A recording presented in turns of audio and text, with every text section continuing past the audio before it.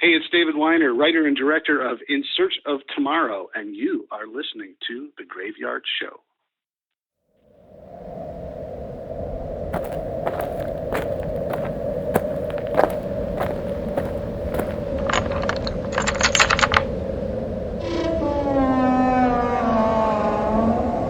Welcome to The Graveyard.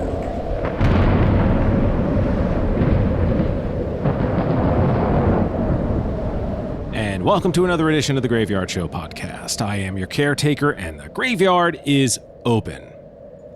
Well, as you heard at the top of the show, an old friend of the program has returned. Of course, I'm talking about writer-director of the new film In Search of Tomorrow. David Weiner is back in the graveyard to talk about his latest film, his super documentary, as I like to call it, on 1980s science fiction. So, changing it up here on the Graveyard Show podcast, going to talk a little science fiction these next two podcasts with David Weiner.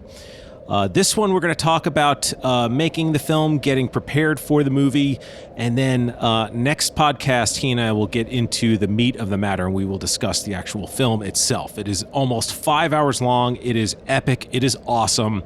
And you don't have to be a fan of 80s sci-fi to love this. You don't even have to be a fan of science fiction to love this. If you're a fan of films, you're going to love this movie. And yes, I did see it. And yes, I've already pre-ordered it. And I am so happy to have done so. But before I get to David, I wanted to mention the latest edition of Catacombs of Horror is now available. It is online. You can find it on YouTube, among other places. It is a video production, and actually David was on the very first version of Catacombs of Horror. He joined me, and he and I discussed 1980s horror, and we both selected what we thought best represented 1980s horror. The second edition that came out was my favorite scenes from the 1970 horror film Count Yorga Vampire. And that one is incredibly popular. Happy to see that. Well, this latest edition of Catacombs of Horror is about my favorite scenes and what I thought was a missed opportunity with the film Halloween 4, The Return of Michael Myers. I also discuss why I think outside of the original Halloween, it is the most important film in the series.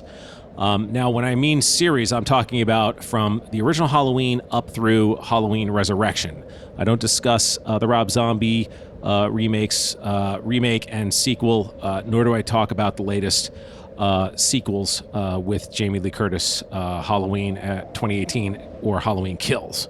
So this I think you're going to find very interesting, and I look forward to seeing you in my Catacombs of Horror. If you'd like to reach out to the program, you could do so at the email address, gyspodcast@gmail.com. That is caretakerisawesome@gmail.com.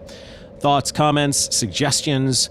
If you've seen In Search of Darkness, if you've seen In Search of Tomorrow, let me know what you think about it. I'd love to hear from you, as always. And if you are a part of the horror community and you're looking for a little bit of promotion, drop me a line as well. Now, regarding In Search of Tomorrow, if it's something that you want to purchase, they are doing pre-orders right now for a limited time. It's from now through March 27th. And you can find out more information at 80scifidoc.com. That is 80scifidoc.com, 80scifidoc.com. You get all the information on there as well. And on the other side of this interview, I will mention all the different tiers that are available for purchase for In Search of Tomorrow. In the meantime, as you hear in the background, a new grave is being added because an old friend of the show, a really good friend of the show, someone who I look forward to speaking to on this program, is here. David Weiner. We're here to talk science fiction, and it's time for me to get to work. Joining me now is a friend of the program and frequent guest. He is the director of In Search of Darkness Parts 1 and 2, and with his latest film, In Search of Tomorrow, he is ready to do for 1980s science fiction films like he's done with 1980s horror films. And you can learn more about In Search of Tomorrow by going to 80scifidoc.com. Of course, I'm talking about the writer and director of the film, Mr. David Weiner. David, it's great having you back on the show. Always a pleasure to open the gates loudly when they creak and walk around and check out my favorite gravestones and talk to myself. Well, that's because no one's in the graveyard, right? That's the concept. Exactly. Except you. Wait Except a minute. me. Wait a minute. I don't know if that sounded bad. I don't know. No, it's very true because usually I'm the one walking around the graveyard talking to myself. I'm trying to work with the concept here. It's a pleasure to be back. And it's appreciated, and it's great having you back. I've missed our conversations. And I've seen the film In Search of Tomorrow. It is awesome. I just can't wait to talk to you about this film. So, first off, at what point did producer Robin Block tell you that he wanted to tackle 1980s science fiction films like he did 1980s horror films? Actually, very early on in the process when we were just still making the first In Search of Darkness movie. And we would have chats, and behind me I have this giant original one sheet from Star Trek: The Motion Picture, this amazing art. I believe it's John Berkey of the Enterprise. And that might have just sort of sunk into his brain that he's just like, if there's one guy who is probably qualified to direct this movie, it might be David Weiner. So I think I was running a subliminal campaign because I've always been such a huge sci-fi fan alongside all sorts of genre film, action and horror and everything in between, cult films. So Robin was already percolating that he could turn this In Search of series, when he started with In Search of the Last Action Heroes and then went to horror. The next logical step, as far as he was concerned, was to do sci-fi. And ever since my days in working for Famous Monsters, I was always proud of being able to put horror and sci-fi and fantasy in that magazine, and so it's a natural progression for me as well.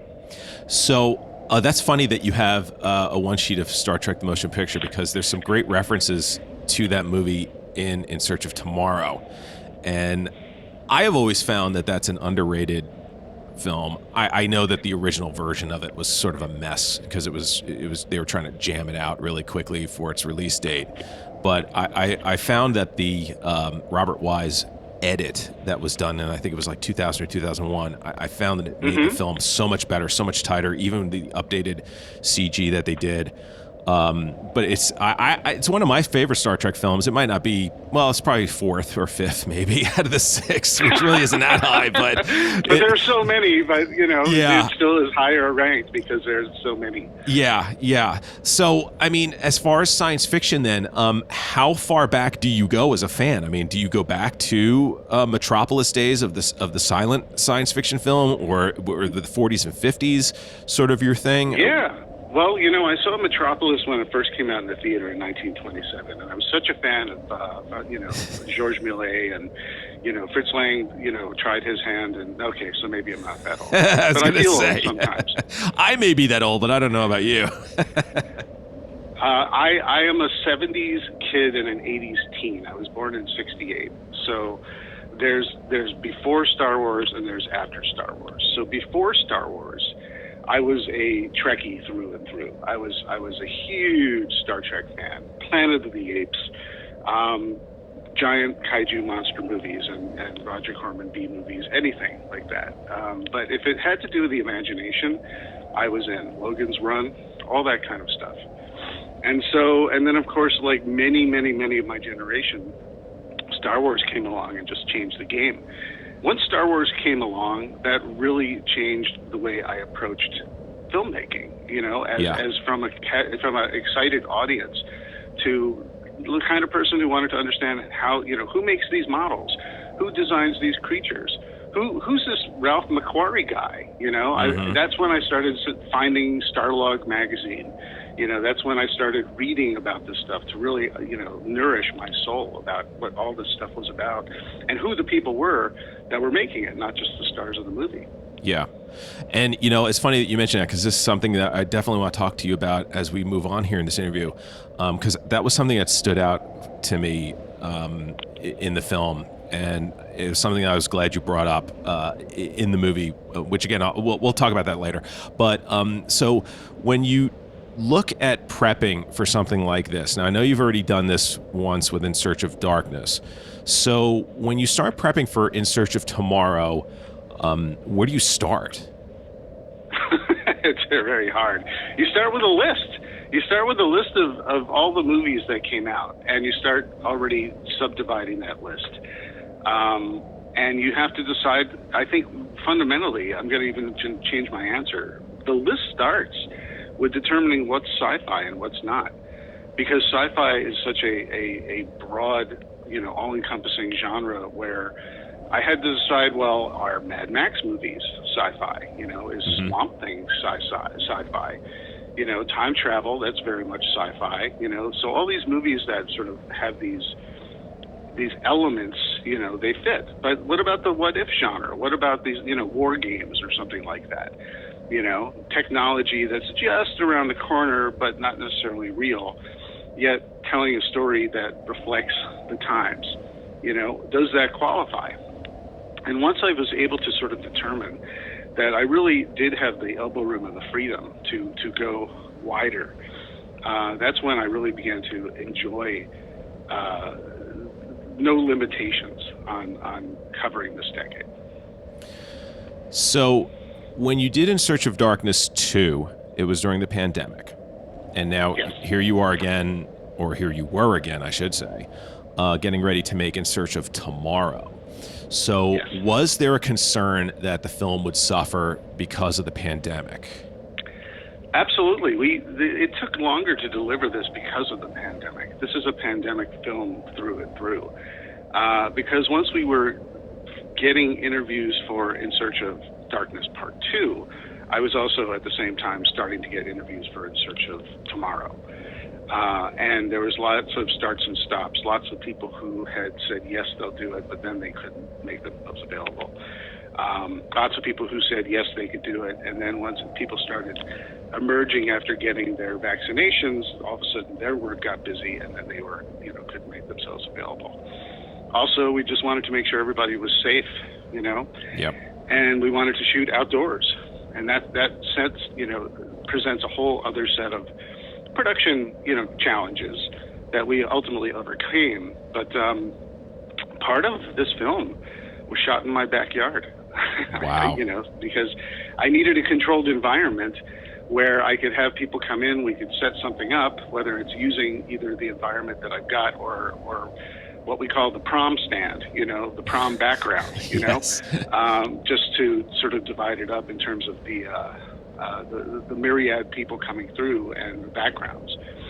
But all I can say is that, listen, if you have the likes of Adrienne Barbeau, Sam J. Jones, Flash Gordon, Alex Winter, Bruce Boxleitner, Walter Koenig, Chekhov from Star Trek, Will Smith, coming into your backyard just to chat about movies, boy, pinch me. That's enough. I don't mind this pandemic so much. Yeah, not a bad gig, right? Exactly. So, at what point? What was the carousel like there? Oh, little Logan's Run reference there, unintended. But what was the carousel? I like the carousels that are not the last ride you ever did. Yeah, exactly. So, what was that like? Would you do like multiple interviews in a day, or would you do like one a day because of the pandemic? Production always presents these problems of scheduling. It's like herding cats. And so the most time efficient and money efficient way is to get as many interviews in a day as you can. Mm-hmm. And there are days when we aspire to get 2 or 3 interviews or more in a day. But it's catch as catch can, and we're happy to get everyone to agree to sit down for at least an hour or more. And to be able to sit down with some of these people for 2 hours, sometimes 3 hours, and they're happy to be there, happy to talk about the movies they love as well as their own projects, it's fine, So it was a little bit of everything. How many interviews would you say you did for this particular film? Well, we have 70 plus people in this film. Wow. And so I did a lot of interviews. Wow. So when you put the guest list together for the interviews, how much of that is you and how much of that is Robin? Robin allows me to pretty much have carte blanche. We always go work over this stuff together, to who can best maximize, the storytelling and the star power, in terms of the draw.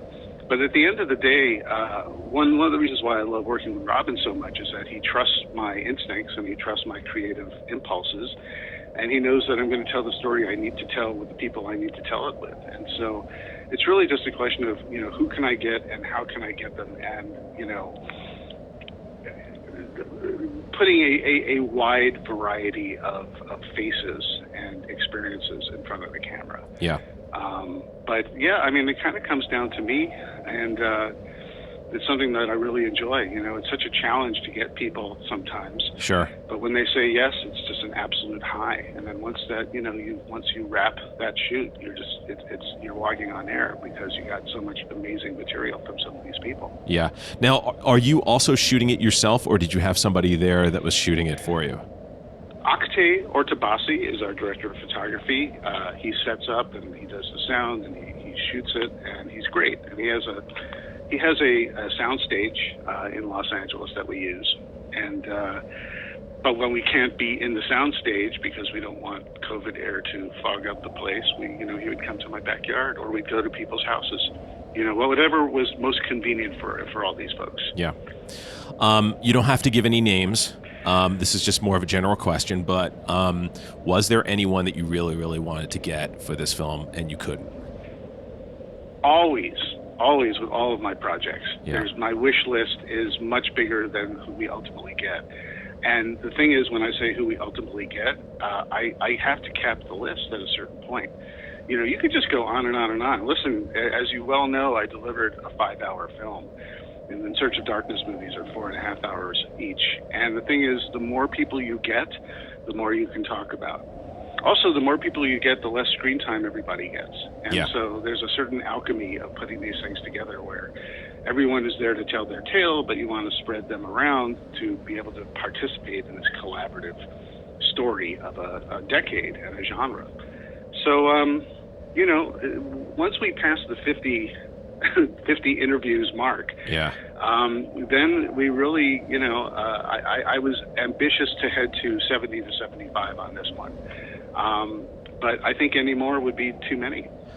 And what I like is that it works because you kind of go, and I don't remember if you did this for In Search of Darkness. I don't think you really, well, you kind of did, but you had film critics in this one. You had a little bit more of variety outside of the traditional director star. Yes. Which is really good. How much of that was planned, or was that something that just kind of happened? You go, oh, I'd like to get this person. Oh, wait, that's a psychologist, or this is a teacher, this. Yeah, exactly. This was planned a little more in advance because due to the nature of the material with sci-fi, there's a lot of sort of reality-based conversation to be had, especially with the technology and the advances of technology that we use every day that are inspired by the movies that came out. And so I thought having Grace Scott, who's a futurist, I thought would be a great voice to sort of lend some context to some of these films in the conversation. A clinical psychologist, I think, is very interesting when you're talking about character studies, and storytelling.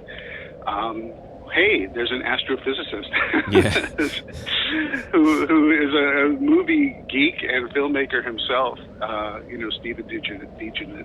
I can never say his name. Sorry, Stephen. Stephen DeGennaro. And so I think it really rounds out the conversation. Tim Cardshell, who's an NPR film critic. It's important to sort of dissect this in a variety of different ways to tell a very large story. Who I thought was a really sort of good anchor for this was Will Wheaton.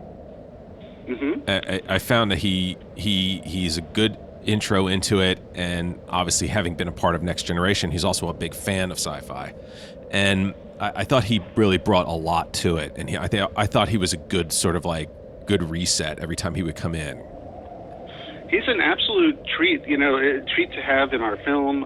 We're very grateful that he would, I kind of knew that because he's like a pop culture geek and nerd as well, and well known for that, in addition to his acting work and chops.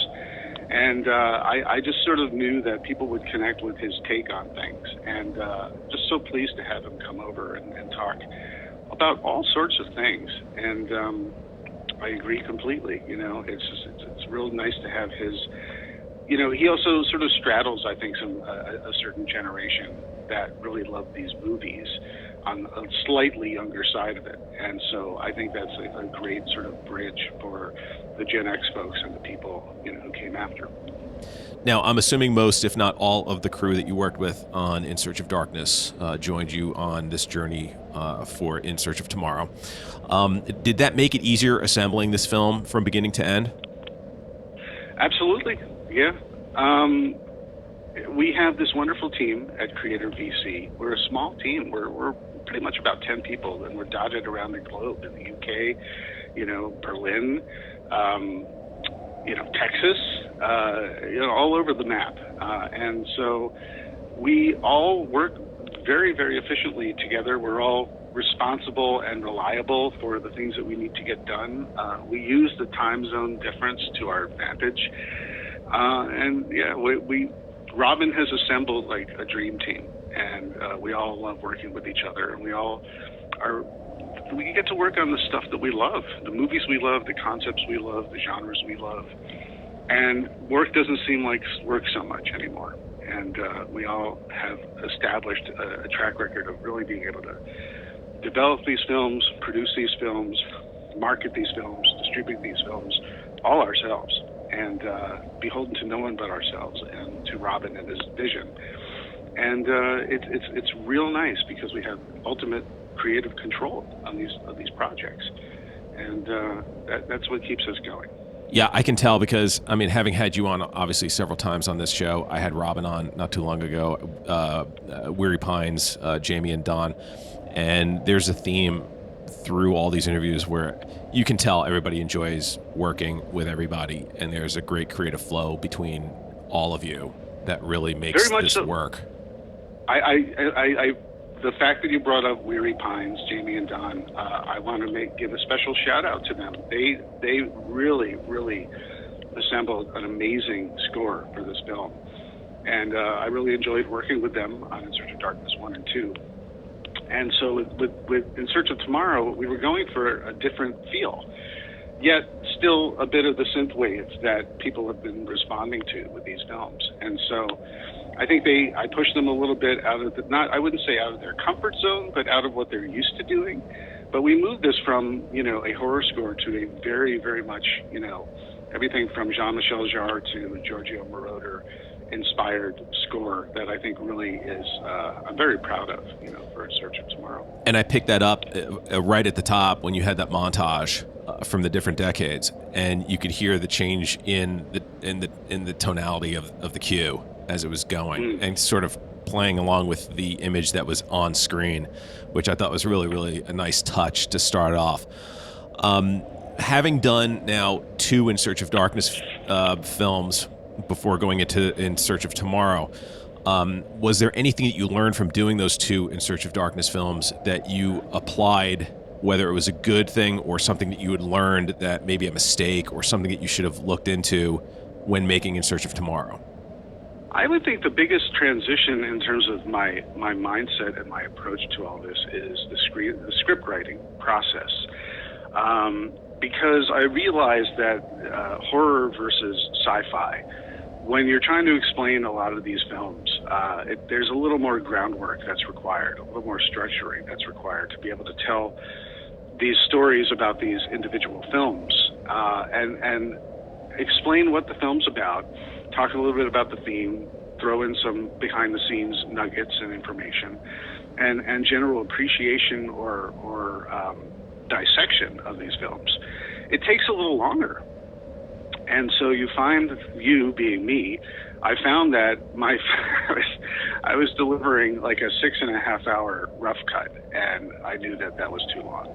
But the problem was everything just seemed perfectly right, and it was sort of a crime to cut these things down. But it was required, and that's a process that I have to do with every film I do.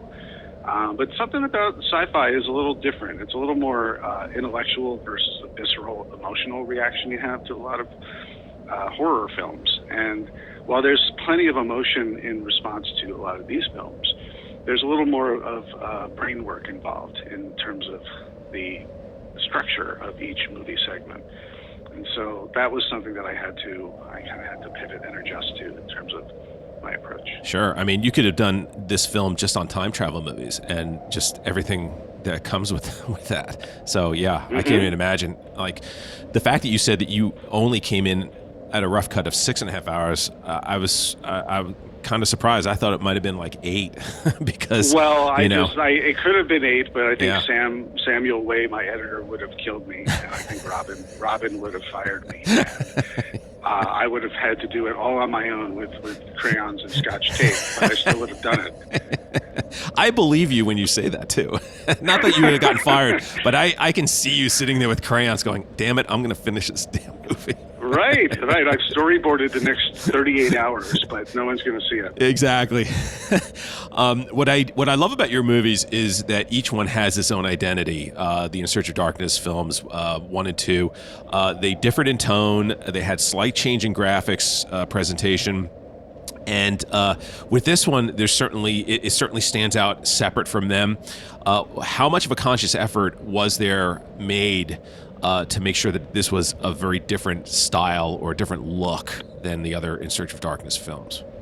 Well, it's sort of hand in hand with the marketing of it as well. You know, the poster art, you've got amazing poster art by Dave Morrell of that, of the astronaut with the 80s heroes and villains facing off of each other. That is just so inspirational.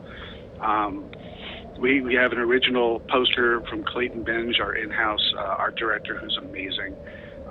Graham Humphreys did sort of a more horror sci-fi based one as well.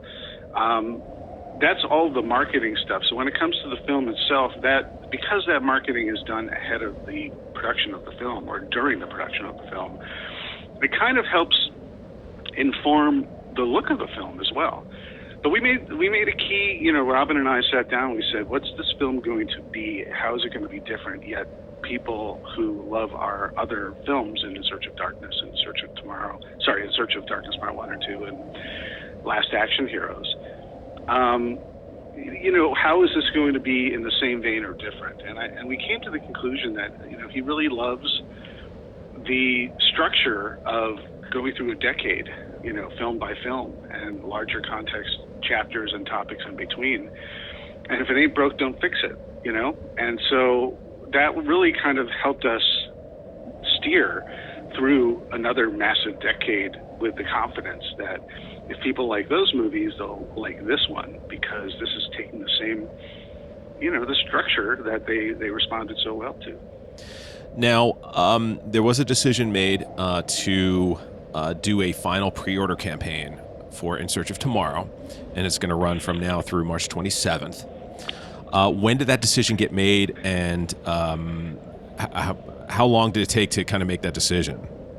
Well, this is similar to how we've done the previous 2 films. You know, we crowdfunded first, and then what we do is when the film is finally ready, what we don't do is we can't do a sales campaign where you just sell it, because you know, we make these, we manufacture these to order, and you can't anticipate what the number is going to be. Plus, we love being able to put everyone who is a backer to feel important and feel like they're supporting this project and feel like they're part of this whole effort and this journey. And so they get their name in the credits. And so it ends up being an order campaign or a pre-order campaign. We're just calling, you know, it's basically just order your copy in this window until March 27th. And then we'll put your name in the credits, and then we'll get the film manufactured and out to everybody. And what I love is wonderful package of, you know, posters and stickers, and digital copy, and all sorts of cool stuff that you can find on 80ssci-fi.com. There you go. And for everybody listening, I'll get into the perks on the other side when David and I are done here. Now, yeah, I mean, what I love is that you also you allow people to jump back on the train, which is really nice. And you've also did something really cool for those that already bought that jumped on the producer level backers. Mm-hmm. Back on February 19th here in Los Angeles, you guys had a big premiere for In Search of Tomorrow. So what was it like screening that in front of an audience? It's the greatest thing that you could do for a film when you've been living in a vacuum and the only people that you're bouncing this off of are a very small handful of the people that you work with. And so it's wonderful to have the confidence, that you're doing what you do, and you being me. I always, throw around all different first person, second person, third person, and I confuse myself in the process. But the premiere was just, it was for the producer level backers. We get to meet the faces of the people who are so enthusiastically supporting these projects. And there are people who came, from across the Atlantic, to come here to Los Angeles, to the Hollywood premiere. It was just wonderful to be able to sit there. We divided it, because it's a 5-hour film, into a 2.5-hour start, 1982, 1984, and then a chapter, and then a break. And then we had a Q&A, and it was myself, it was Robin, it was Lance Guest from The Last Starfighter, and Tim Cogshell of NPR, Angelique Rocher, who is also, she's the host of Sci-Fi Wire and she's a pop culture journalist. She moderated the Q&A. It was just really wonderful to have that, and then to finish the rest of the film. But to be able to sit there and listen to people gasp and laugh and cry and emote and just enjoy and be entertained for something that they've been waiting for and help support and bring to life is just such a rewarding experience. And you don't get that very often as a filmmaker. And these days, with having a premiere in the middle of, we're still in a pandemic, believe it or not. It was my first time in a theater in 2 years. So that was quite the experience for me. And it was just great to be able to do that. I want to get into the film, but let's hold that for the next podcast. So here's what we'll do. I'm going to go and tell everybody all the perks they can get when they pre-order In Search of Tomorrow.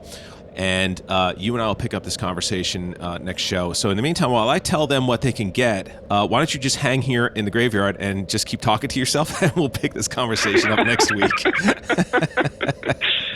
I will sit here and twiddle my thumbs and look at the stars, listen to the crickets, and try not to get too cold from the wind. Very good. I will be right back. And as I put this interview on pause, there goes David right now. You see, he's just... there he is on the other side of the graveyard. He's already found something that's caught his interest. You know what I love about David? David and I are very similar this way. He and I can just find ways to just kind of pass the time. And, I'm not worried that he's just going to be hanging out until the next podcast. Knowing him, he'll probably take and rearrange the graveyard and make it even better than what it is, knowing him. All right. So while David just patiently waits for us to return here for the next show, I want to more importantly get to, two things. One, independent horror. When I started the Graveyard Show podcast back in 2009, I was very proud to say that the Graveyard Show podcast was a huge proponent for independent horror. Because independent horror for me is something that is not only important, I feel that it's the backbone of the genre. And I can say the same thing for independent science fiction as well. Independent documentaries. I mean, you can really put it across all genres, right? So independent filmmakers are really, really important. I mean, a lot of very popular and mainstream filmmakers started off as independent filmmakers, and they became popular, and they had an amazing career, and some of them still have amazing careers that came from the independent circuit. So what I'm getting at is, David and Robin and Sam and everybody else that works on these In Search of Darkness films or Tomorrow, and anything else that may be coming up here, they're putting their heart and soul into these films.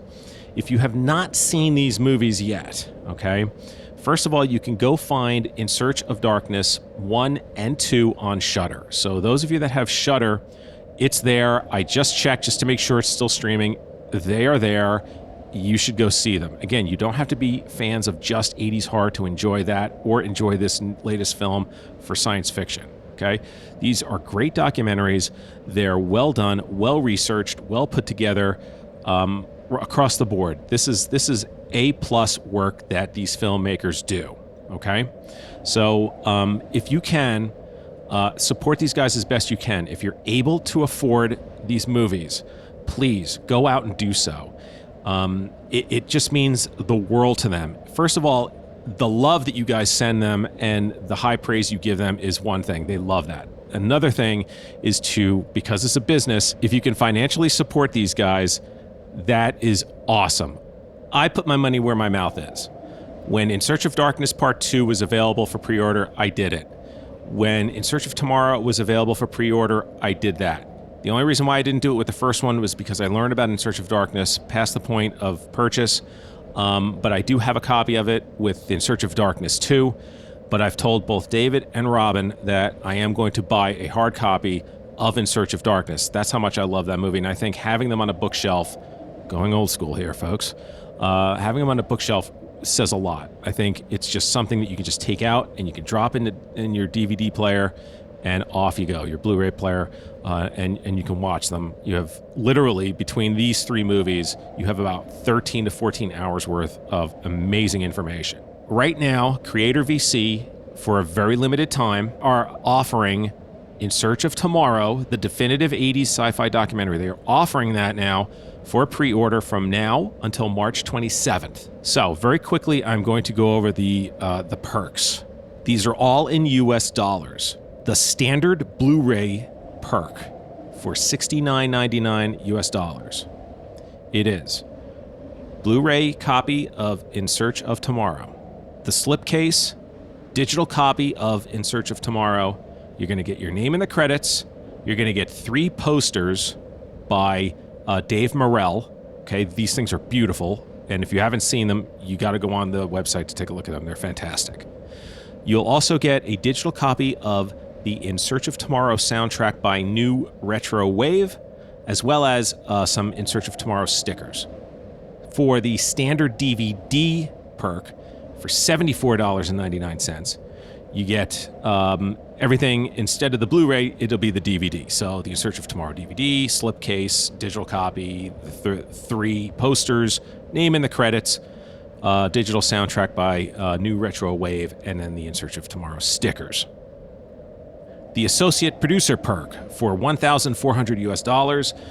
You will get all the other stuff that I just previously mentioned. Blu-ray, not DVD. You'll get the Blu-ray instead of the DVD. You will also get the associate producer credit on IMDb, poster, and in the movie credits, in addition to obviously the Blu-ray. The producer perk for $2,800 US dollars. Again, you get all the other stuff, posters, Blu-ray, digital copies, and then you will get a producer credit on IMDb, poster, and in the movie credits, in addition to obviously all the other stuff. And then, last but not least, the executive producer perk for $5,600 US dollars. You get the Blu-ray, you get the digital copies, you get the posters, the stickers, and the executive producer credit on IMDb, poster, and in the movie credits as well.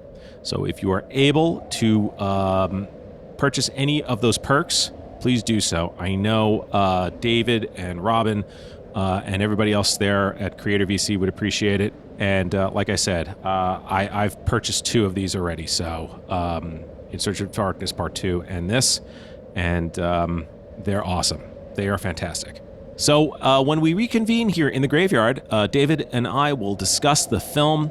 Not in great detail because, well, we want you to enjoy it without having any spoilers. So, but there's a lot to talk about. So, without giving away any surprises in the film. So, come on back and we will discuss more about In Search of Tomorrow. And again, 80scifidoc.com is the website that you can go to learn more about this film. Graveyard Show podcast is available on Apple Podcasts, Spotify, and, well, everywhere podcasts exist. There is, of course, the YouTube channel, and as I mentioned before, Catacombs of Horror can be found right there as well. You know, if you are a podcast subscriber, thank you, of course, very much. If you get a chance to rate the show on wherever you listen to it, I would greatly appreciate that. And I just wanted to throw out there as well that you may want to subscribe to the Graveyard Show Podcast YouTube channel, because there is a lot of stuff that I am working on, and there's going to be stuff going up that may get there before the next podcast land where I can tell you about them. So if you want to check out the latest Catacombs of Horror, or if you want to find out about anything new, you may want to subscribe to the Graveyard Show Podcast on YouTube. So when things come up, you can get there as soon as they're available online. In the meantime, if you know anyone who is a fan of horror or sci-fi, please send them over to the Graveyard Show Podcast. New friends and listeners are always welcome. And as you exit the graveyard, I would like to remind you to please lock the gate behind you. We wouldn't want anyone to get out. Until next time.